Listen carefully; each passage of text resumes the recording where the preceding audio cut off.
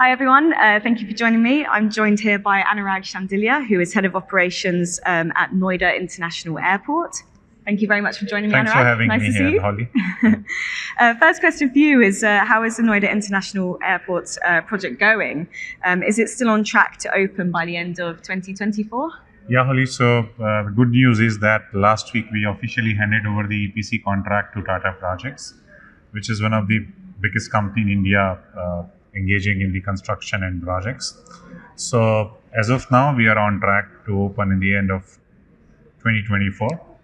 So things are going at great pace, and almost every milestone we have achieved either before time or on time as of now. Fantastic. That's always good. And how many passengers per year will the airport be So built to receive? the first phase, which will open by the end of 24, will have 12 million passenger per annum. There is a capacity which we will build on. So everything is planned such a way the airside capacity, the city side capacity, and terminal capacity to match 12 million passenger per annum. So it can expand Yes. if needed. Yeah. And because it's a greenfield airport, you obviously have the choice to build it more or less as big as you like. Will Noida be a huge airport, or will you be trying to keep it to a smaller footprint? So the good thing is the concession which government has awarded as such that this would be the airport in development perpetuity as we see it, because our own catchment area and the spillover from Delhi will come to us. So the right-term concession is for 40 years. So eventual capacity would be 70 million passenger per annum. So we'll complete first phase at 12 million passenger, and once we consume 80% of the capacity, we have to start for the second phase, which is 30 million. And again, 80% of 30 million will move to 50 million and 50 to 70. So this is the current plan. So this will be airport which will expand as per the demand. So we'll be closely monitoring the trends in air traffic, trends in passenger numbers, so that this 80%, if it comes early, then we are fully ready. And this is how the whole project is planned, that anytime if we need, we can hit the ground and start working for the next phase. But obviously you can't expand indefinitely, can you? So you need to do more with your existing infrastructure that you will have.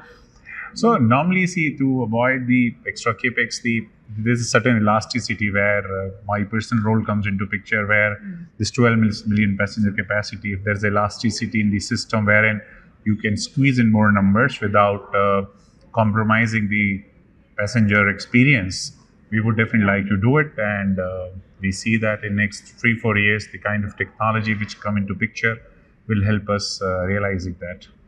And of course, you can use all the latest technology as well, which is quite fun, I imagine. So anything in particular that you're really looking forward to implementing? So one big thing which is, especially when I say about India, is coming DigiYatra, wherein your biometric token would be used and you will do away with the papers. So this is at the very advanced stage, and the market rumor is that in next 3 months we would see the official inauguration of it, and we would be one of the first airport opening with this. So that's a technology which will not only help passenger reducing the stress time, also the processing will improve, and as I mentioned, this will help us a lot in delivering the superior customer experience, as well as to bring in more capacity in the available infrastructure. Now, you have quite a long career within aviation. You've worked for Delhi International and, of course, for Adani Airports as well. Is there anything in your professional experience that you think airports, no matter what their size, that they have this, common challenges? So, see, the airport, the biggest challenge, which is the airport, there's no single player which runs the airport. It's a complex environment where multiple players, they work together, and there is an orchestra, and everybody has to start with that. So the biggest challenge which I have seen in my career to bring, because everybody has a different priorities. So how to bring everybody together to align with the airport priority. So this is where, to add to it, how we are coping up with this challenge, that who are the stakeholders we have. We are almost every quarter we meet them, be it airlines or ground handler or air traffic control, even government authorities. We show them the progress which we have made, the underlying principle which we have, sustainability, digital airport, other thing, so that we all work in the same direction. So this is the challenge which I have seen in most of the places, because it's, you may be airport operator, but there are various players and you need to have coherence between them. I like the way you put that, an orchestra. They all need to be playing the same tune, but they all have their parts to play. What keeps you awake at night, Anurag? So I mentioned that, so frankly speaking, as me personally, I'm more into supporting my design and planning team. So what are the promises which we are making to the people, to the government, and to my own stakeholder, to my boss?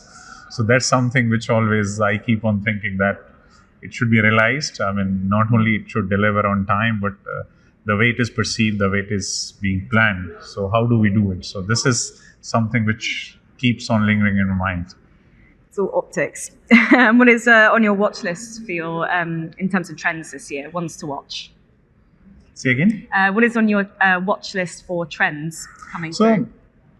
See, I mean, everybody's talking about the digital intervention. So the trend which is moving towards more self-service. So airport as a infrastructure provider, and to support the passenger doing their own processing, so that they don't see people, but there's a system just help them.